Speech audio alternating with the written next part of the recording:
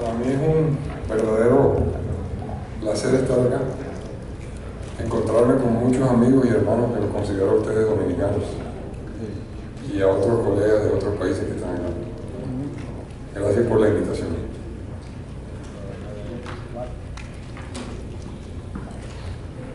Trabajamos en una institución en Barranquilla que tiene una afluencia de pacientes de estratos bajos, gente pobre, que es subsidiada por el gobierno. Por lo tanto, ustedes comprenderán que la mayoría de estos pacientes tienen unas patologías que a veces son increíbles, que no las ve uno en cualquier parte. La escoliosis idiopática del adolescente. Nosotros consideramos escoliosis a cualquier paciente que llegue con más de 10 grados en el plano coronal. Y es claro que la escoliosis es una enfermedad tridimensional de la columna vertebral. Tenemos que revisar los 3 planos.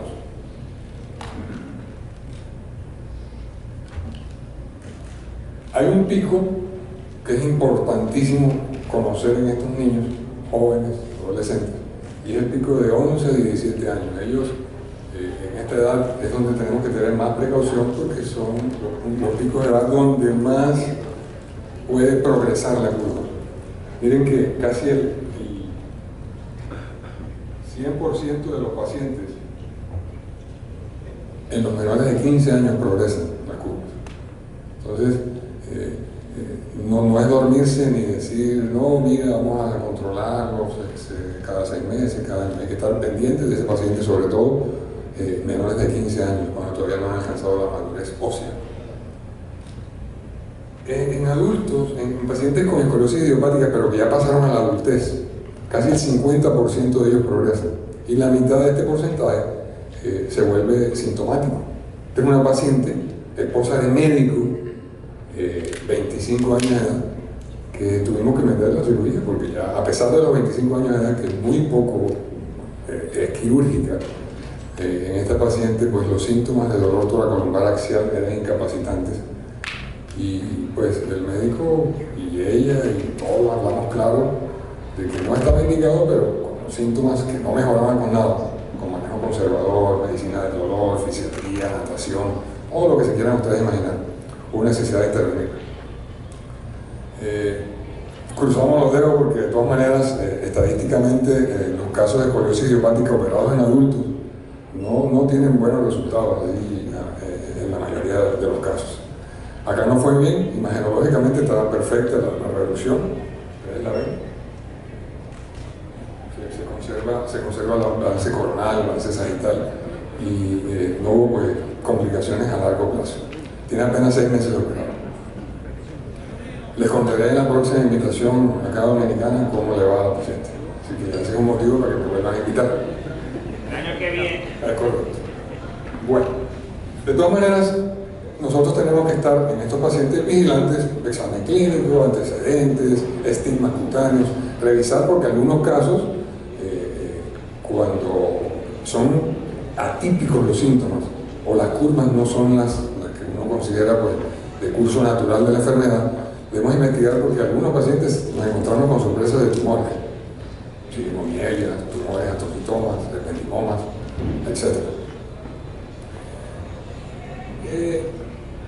En el examen clínico todos sabemos pues, el ABC de un examen de un paciente escoliótico, pero en estos jóvenes es importantísimo 2 puntos: la asimetría de los hombros y la asimetría de las caderas. Digamos que un paciente fácil, con un planeamiento quirúrgico, hablando de planeamiento quirúrgico, es aquel que tiene simetría de hombros y simetría de caderas. Si ya existe una anomalía de asimetría de caderas o de hombros, sobre todo de hombros, ya el planeamiento quirúrgico cambia un poco más, porque la instrumentación se hace más larga, y la corrección de la curva deformante no va a ser la ideal, a pesar de que, bueno, de pronto en la mano del doctor Lawrence Lane, que es una autoridad en esto, puede que sí. Importante saber que siempre debemos confirmar con los estudios radiológicos cuál es la curva principal, cuál es la compensatoria, porque sabemos que las principales son las que vamos a operar, las curvas que ya están casi estructuradas. Las compensatorias se corrigen solo con la misma cirugía. La curva principal de la esclerosis idiopática es la derecha, es más frecuente en niñas que en hombres, etc. Por protocolo, en nuestro servicio, siempre solicitamos esos estudios que ustedes ven listados ahí en la pantalla, y cada uno nos brinda una información diferente, pero importante para el planeamiento que vamos a hacer. Esa radiografía coronal panorámica debe descender hasta el tercio medio de los fémures. Estamos buscando mucha información ahí. El plano coronal, cómo está la alineación del plano coronal del paciente, haciendo la prueba de la plomada, de C7, y trazando la línea sacra vertical central. Eso nos da una información importantísima de cómo está el paciente geométricamente cuando está en de pie. Esta radiografía siempre se hace en de pie. Cuando trazamos la línea sacra vertical central, estamos viendo el ápex de la curva lumbar, si está tocada por esa línea o no. Vamos a ver ahorita más tarde la clasificación del lente, por qué es tan importante esa línea, para clasificarla. Usamos el método de Koch para hacer la medición, la vértebra superior más inclinada con la vértebra inferior más inclinada, nos da un ángulo y seguimos utilizando ese método. Hay otros métodos también posibles.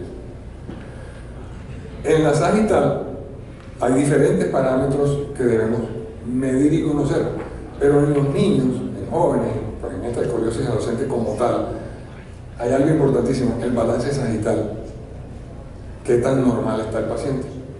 La cifosis torácica es importante. Muchos de estos pacientes tienen hipocifosis torácica o hipercifosis torácica. Es más grave la hipercifosis torácica, para corregir. Y el otro parámetro es la inclinación pélvica, porque la incidencia pélvica y la inclinación sacra son parámetros muy de la mano con la anatomía de cada paciente, pero la inclinación pélvica, esa es esencial. Y es uno de los parámetros que usamos en la escoliosis degenerativa del adulto, pero acá en adolescentes es importante analizarla antes de hacer la cirugía, tratando de llevar ese paciente a parámetros dentro de límites normales. El otro estudio es el test de escoliosis. Ese se hace acostado. Y voy a mostrar unos ejemplos de para qué nos sirve. ¿Qué es positivo en un test de escoliosis y qué es negativo? O sea, ¿para qué nos sirve y para qué nos ayuda? En este paciente que estamos viendo ahí, ustedes se dan cuenta que el paciente no corrige. Estamos haciendo un test dinámico y no corrige nada la curva. Importante decirle al paciente y a la familia que a pesar de que ellos quieran la cirugía y de que quieran que se recupere esa deformidad y que el paciente vuelva a tener algo dentro de límites normales, vamos a tener un caso difícil en cirugía. Eso nos está informando que no hay corrección de curva. Siempre guardamos una esperanza que en cirugía, cuando resecamos ligamentos, músculos, despegamos, y con maniobras manuales que hacemos a veces en quirófano para corregir la deformidad con el paciente abierto, puede que se corrija algo más de lo que informa el test de escoliosis. Pero hay veces que no. Eso hay que dejarlo claro con la familia. En esta imagen, si ustedes observan, en la última, en su derecha, hay corrección de la rotación.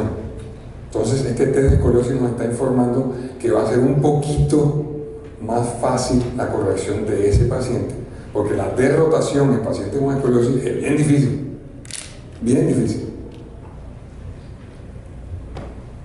En este otro caso, siempre nosotros por rutina medimos las curvas que tenga el paciente, tanto la estructurada como la no estructurada, para ver qué tanta corrección va a tener en las proyecciones dinámicas.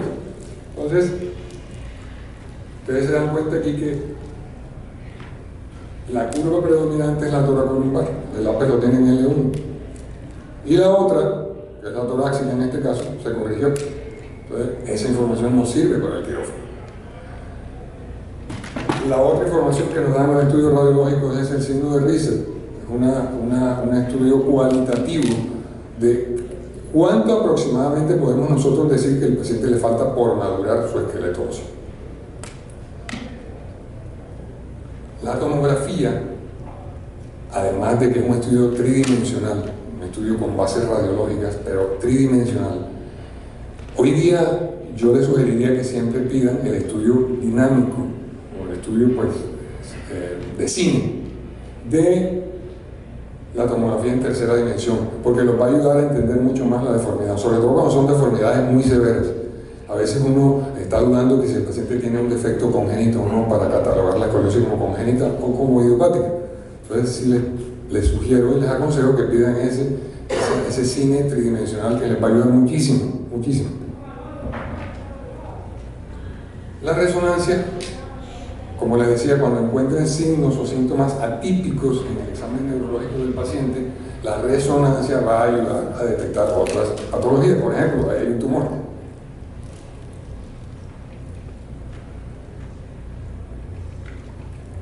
Voy a confesarles algo, esto no me lo sé.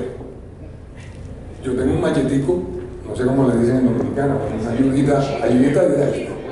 Eso, nosotros decimos un machetico. Lo tengo en el locker, que el doctor Malor me cedió allá en la clínica para mí. Entonces ahí lo saco todo, cada vez que vamos a revisar un caso clínico, lo sacamos, porque yo no me lo voy a aprender. Yo no sé si Lenke se lo aprendió, yo no me lo voy a aprender. De todas maneras, les sugiero que tengan su chivo o su machete porque es importantísimo clasificar a los pacientes, clasificarlos como lo dice ahí. Al paciente se le va a detectar un tipo de curva, son 6, se le va a detectar con la línea sacra vertical central, lo que les había dicho, qué tan cerca está la línea del ápice de la curva lumbar, y con eso va a tener una letra. Entonces, nosotros podemos clasificar la escoliosis de acuerdo al tipo de curva, del 1 al 6. Ese es el nombre, curva 1. El apellido es de acuerdo a la línea sacra vertical, qué tan cerca está la curva, el ápice lumbar de la línea sacra vertical central. Entonces vamos a decir que es tipo B. Entonces vamos con 1B. Y el segundo apellido es si es negativa, positiva o normal la cifosis torácica, que les decía que es un parámetro importante en la radiografía panorámica sagital en estos niños. Entonces nosotros vamos a tener tipo la curva así: 1, B, N, por ejemplo, que es una curva tipo 1, una curva torácica principal, B, que es la línea sacra vertical central, tipo B, y la N es porque la cifosis del paciente está de 10 a 40 grados, de T4 a T2, entonces está dentro del límite normal, se considera normal. Entonces ya tenemos catalogada y clasificada una escoliosis, 1, B, N.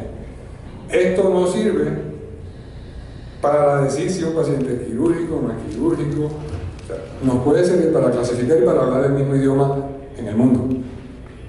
Hay algunos parámetros que sugieren que escoliosis pueden ser factibles de tratamiento quirúrgico y qué límites puede tener la instrumentación, tanto proximal como distal.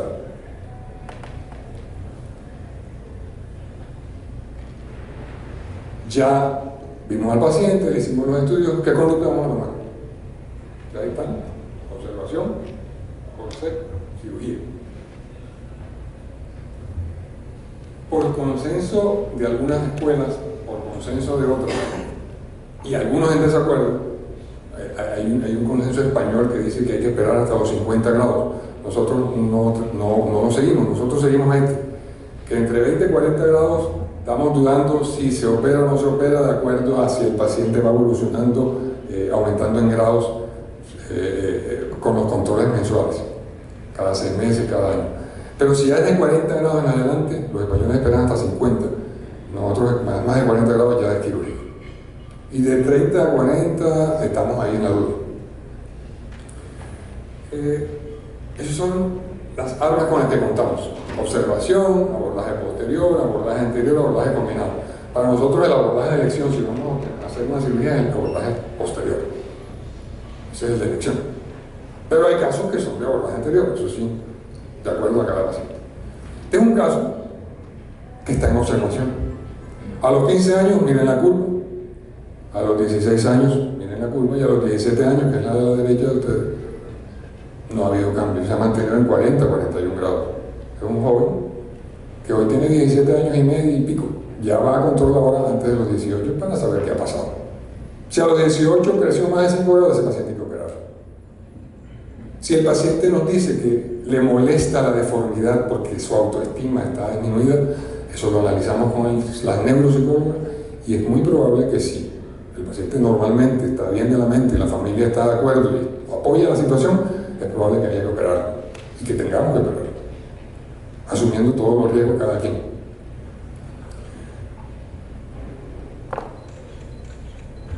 Tenemos muchas armas cuando decidimos hacer la intervención quirúrgica.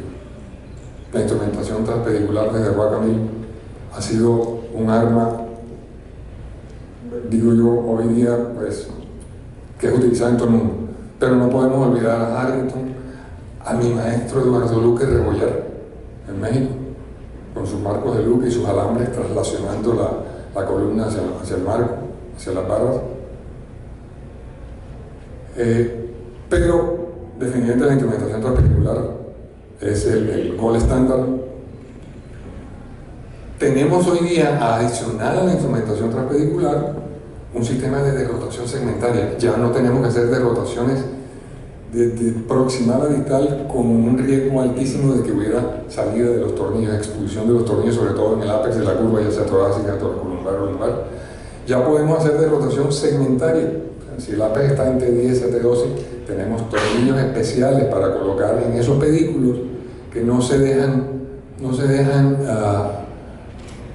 maniobrar. O sea, los tornillos son poliaxiales, pero son fijos hacia medial, cosa que cuando hagamos la derrotación no se rompan hacia el canal. Entonces, ya tenemos esa posibilidad de hacer derrotación por segmentos. Este punto es interesantísimo e importante. Nadie tiene la última palabra aquí. Cuando normalmente en la nomenclatura de medición de escoliosis, siempre que los ángulos están hacia la izquierda son negativos y hacia la derecha son positivos. Siempre que tengamos una escoliosis idiopática adolescente clásica, que es la rotación, la desviación del tronco hacia la izquierda, la curva torácica derecha, ápex en T10, T11, T12. Si tenemos el hombro de ese mismo lado, que va con la convexidad, ese es de buen pronóstico. De mejor pronóstico es que los hombros estén simétricos. Pero si el hombro de ese lado es el que está también con la deformidad se va, este paciente, lo ideal es instrumentarlo, tiene un ángulo izquierdo, es instrumentarlo hasta T3, T4, a veces T5, como vamos a ver en un ejemplo. Pero si el hombro que está inclinado es el del otro lado, contralateral a la deformidad derecha, ojo, que esos pacientes tenemos que llegar a veces hasta T2, a veces hasta T1, para poder corregir la simetría de los hombros. Igual pasa en el nivel de la vértebra inferior. La vértebra inferior, si el ángulo es izquierdo negativo, estamos suponiendo que la deformidad es derecha. Si el ángulo es izquierdo negativo, podemos suspender la instrumentación en esa vértebra limítrofe. Pero si el ángulo es derecho, tenemos que irnos a la vértebra de abajo. Y a veces nos duele mucho porque esa vértebra es el E4. ¿Y qué pasa? Que ese niño cuando crezca, esa niña cuando crezca, va a sufrir de dolor de espalda, porque indefectiblemente va a haber una enfermedad de segmento adyacente a futuro en ese paciente, o sea, en el disco L4 y L5. Por eso lo ideal es llegar hasta el E3. Si hacemos artrodesis, además de la fijación, hacemos la artrodesis, decorticamos, recomendamos no hacerlo con microdrill de decorticación, a menos que tengas un ayudante muy hábil, que no sea tan imbécil que cuando tú estás drilando el hueso, no eche agua y el hueso se quema. Entonces, yo recomiendo hacerlo con pincel y martillo. Es lo ideal, abrir las espinosas en mariposa y de esa manera hacer la artrodesis. Sangra un poquito más, pero para nosotros es lo ideal. Pienso que es menos traumático para la artrodesis y la fusión que queremos en esos niños. Usamos, además del injerto autólogo del paciente que se toma de todas las espinosas, matriz ósea desmineralizada. No usamos la otra, el BMP no lo usamos.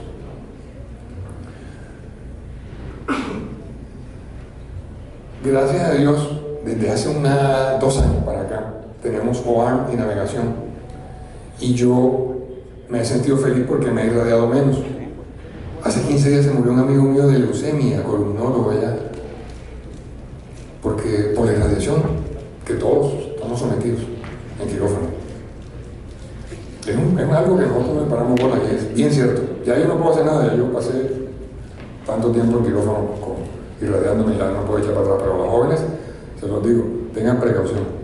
Usamos tecnología, navegación portátil, que fue la primera que llegó, pero hoy día tenemos el OAN, la navegación, como lo ven ahí en la pantalla, nos da una seguridad tremenda de un 90-95% de la colocación de los tornillos. No solamente de cómo colocar el tornillo, sino de la longitud del tornillo. Es mucho más exacto.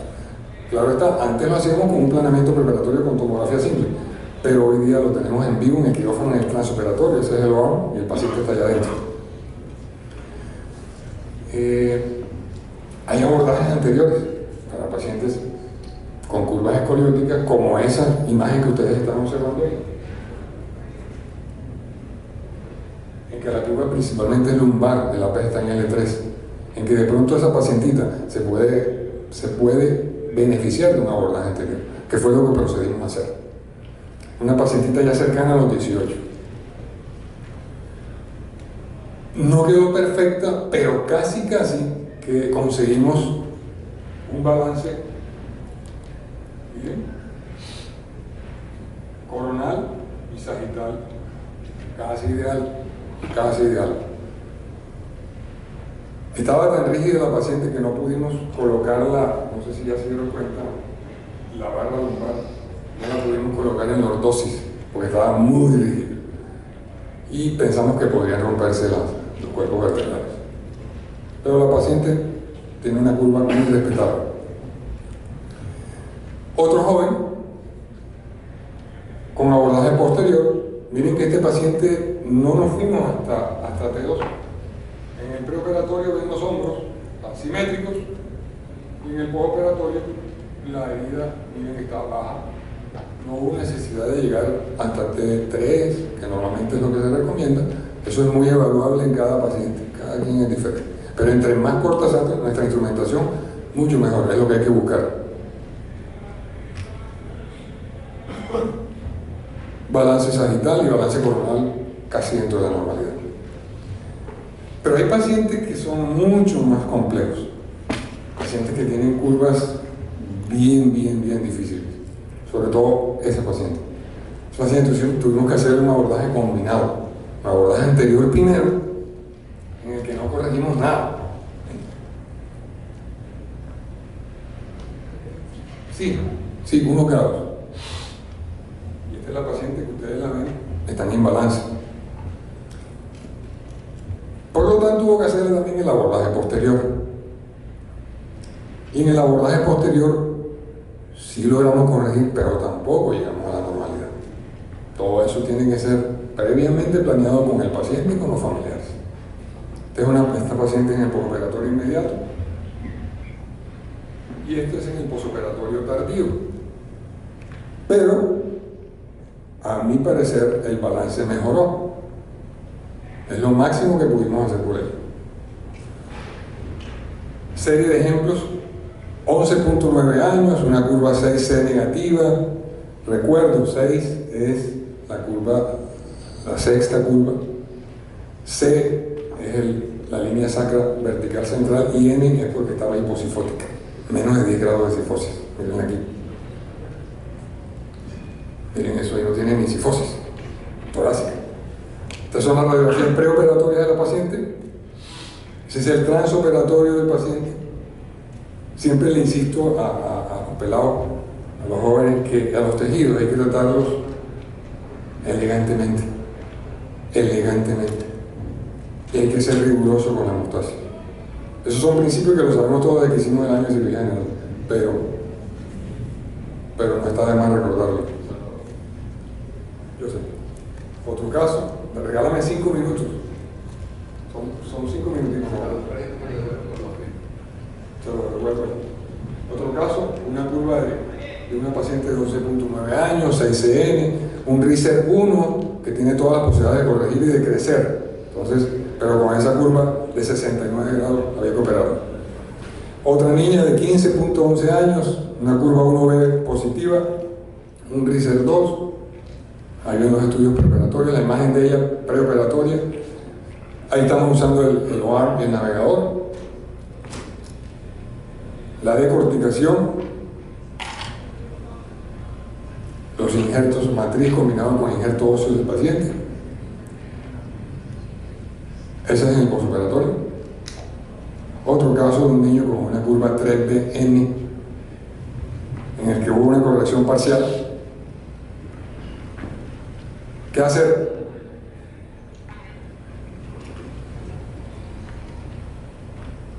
Dejarlo así. No se pudo hacer eso. Ojo, nosotros tenemos neuromonitoreo transoperatorio y hay veces que hay que dejar a los pacientes hasta ahí. Antes nos tocaba despertarlos.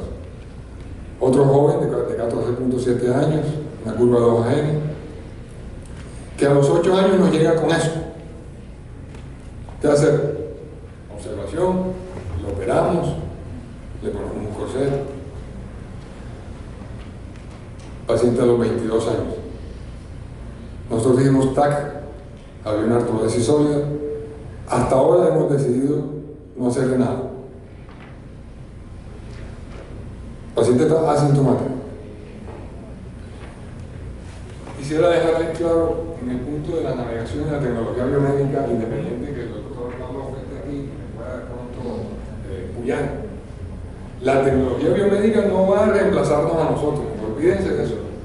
Que el robot, que el OAR, el cirujano de columna y el neurocirujano tienen que tener el conocimiento anatomo-quirúrgico de la situación. El OAR no es la solución, es una ventaja de precisión y sobre todo para mí, esta es la ventaja. Disminuir la radiación que nos toca a nosotros y al paciente asumir, que nadie la reconoce.